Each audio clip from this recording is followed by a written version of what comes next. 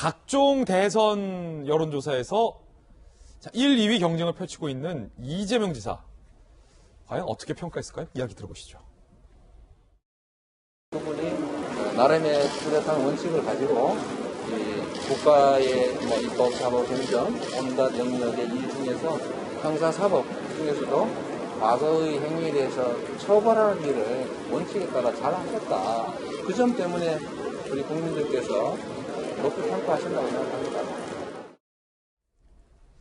이건 또 다른 결의 이야기인데 이재명 지사 같은 경우는 이재명 기자.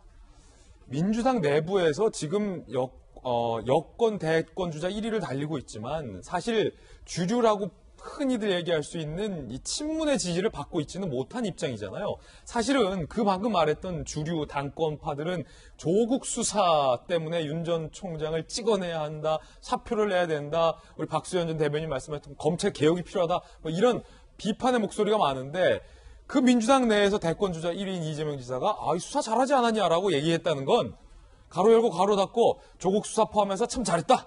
이 의미 아닙니까?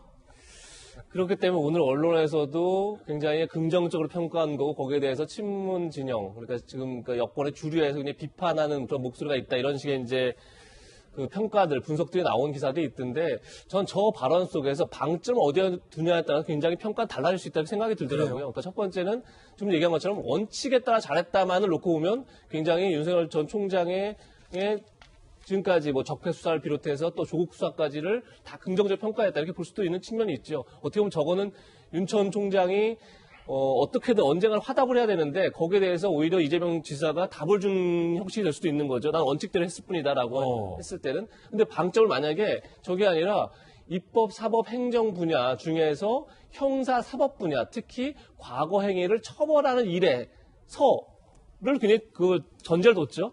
그게 어떻게 보면 또 한편으로 봤을 때 역시 윤 전 총장의 경험이라는 것은 과거 행위를 처벌하는 것 말고는 없다라는 쪽에 또 방점이 있기도 하죠. 중의적인 의미가 있네요. 그러니까 저는 그래서 저 말을 들으면서 어디에 방점을 찍냐에 따라서 그러니까 지금까지 윤 전 총장이 했던 일은 그야말로 과거 행위에 대한 처벌뿐이다. 사실 그건 예전에 박용진 의원 비슷한 얘기를 했었죠.